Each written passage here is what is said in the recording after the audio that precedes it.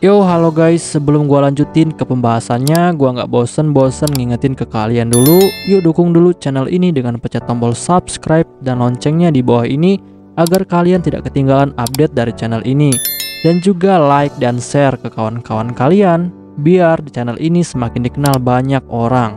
Pastinya dukungan dari kalian sangat gua butuhin untuk ngebuat gua terus semangat dan terus update ke depannya. Oke, kalau gitu kita langsung lanjut aja ke pembahasannya. Ari Fureta volume keempat, lanjutan dari animenya.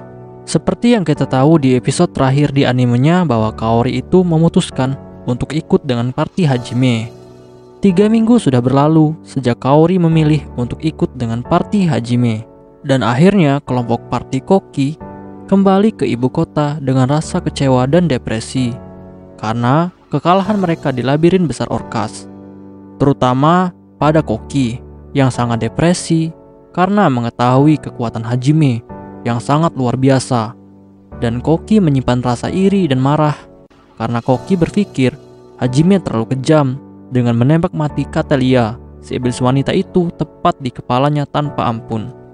Saat hari-hari telah berlalu dengan rasa depresi party Koki yang semakin parah, akhirnya guru Aiko telah kembali ke ibu kota. Orang pertama yang senang dengan kabar Aiko telah kembali adalah Shizuku. Dia dengan cepat menyudahi latihan yang biasa dia lakukan, menyarungkan pedangnya, dan langsung berjalan menuju tempat Aiko berada. Shizuku sangat antusias ingin bertemu dengan Aiko, karena ada banyak hal yang ingin dia tanyakan kepada gurunya. Apa yang telah terjadi di kota Ul? Karena sebelumnya Shizuku sudah mendengar ada kejadian besar yang terjadi di kota Ul karena ulah Hajime. Sambil berjalan menuju tempat Aiko, Shizuku mengingat tentang Hajime dan pedang hitam yang diberikan kepadanya. Pedang hitam ini yang diberikan oleh Hajime adalah pedang yang sangat luar biasa. Saat para sinergis terbaik kerajaan melihat pedang hitam ini, itu membuat mereka sangat kaget. Dan dengan rasa marah dan keingintahuan mereka yang gila, para sinergis menginterogasi Shizuku. Dari mana pedang ini berasal dan siapa yang membuatnya? Para sinergis menjelaskan bahwa pedang ini setingkat dengan pedang Holy Sword, yaitu pedang yang biasa digunakan oleh pahlawan. Tapi bahkan dalam penggunaannya, pedang ini mungkin berada pada level yang lebih tinggi. Namun sayangnya pedang ini tidak dapat memanipulasi sihir secara sempurna. Karena awalnya Hajime membuat pedang ini bukan untuk diberikan kepada orang lain dan hanya untuk digunakan oleh Hajime sendiri. Alasan kenapa pedang ini tidak dibuat untuk dapat memanipulasi sihir secara sempurna adalah karena Hajime dapat menggunakan sihir secara langsung tanpa perlu alat bantu untuk memanipulasi sihirnya. Sehingga pedang ini tidak dapat memanipulasi sihir yang diberikan oleh Shizuku. Namun penggunaan dan fungsinya sendiri dapat dibandingkan dengan Holy Sword atau bahkan berada di level yang lebih tinggi. Pedang ini terbuat dari bahan terkuat di dunia, yaitu Azantium, dan tidak perlu perlawatan yang lebih. Namun dengan bantuan para sinergis terbaik kerajaan, mereka bekerja untuk memodifikasi pedang Shizuku agar dapat digunakan oleh Shizuku dan mengeluarkan fungsi terbaik dari pedang hitam ini. Tanpa sadar saat Shizuku memikirkan Hajime dan pedang hitamnya, dia akhirnya sampai ke tempat guru Aiko. Shizuku memanggil guru Aiko yang sedang kelihatan agak depresi. Mereka saling menyapa sembari menuju ke kamar guru Aiko dan memulai pembicaraannya.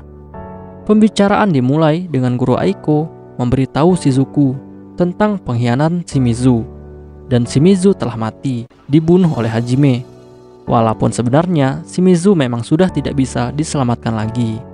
Hajime saat itu terlihat menembak Shimizu agar Aiko tidak merasa bersalah. Aiko memberitahu Shizuku bahwa Hajime telah menyelamatkannya. Dan Aiko menceritakan tentang perubahan Hajime. Sikapnya dan penampilannya telah berubah secara drastis. Tapi Hajime tetap tidak peduli terhadapnya. Di sini Shizuku merasa curiga melihat pipi Aiko yang sedikit memerah saat dia menceritakan Hajime kepadanya. Shizuku menyadari pasti ada sesuatu hal yang terjadi dengan Aiko dan Hajime saat di kota Ul.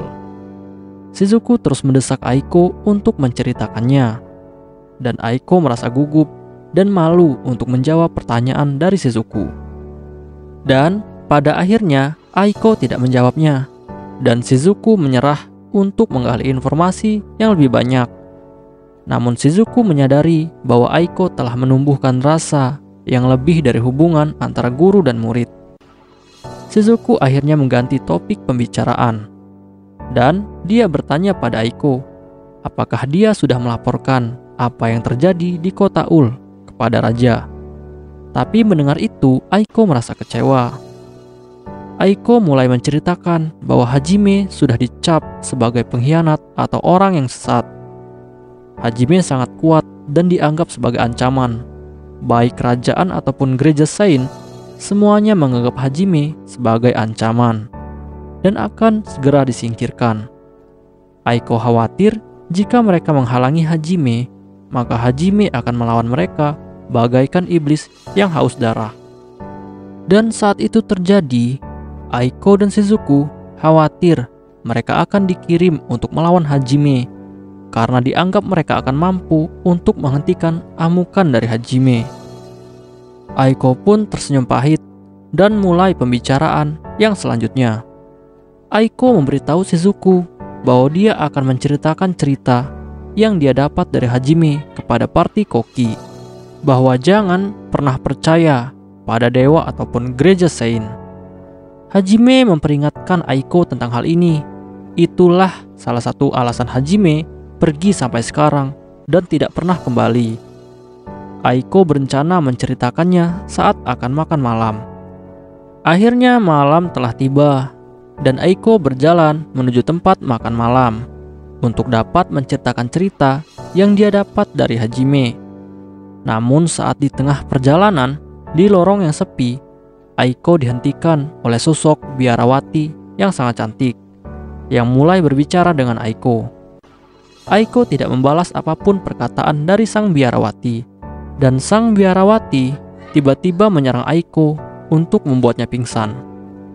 Aiko saat hampir kehilangan kesadarannya, dia masih membayangkan sosok seorang yang paling dia dapat andalkan saat itu. Dan dia menyebutkan nama orang itu.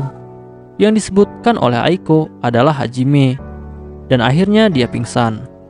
Biarawati itu membawa Aiko untuk menculiknya, agar Aiko tidak dapat menceritakan fakta bahwa gereja Sein itu tidak dapat dipercaya kepada party Koki.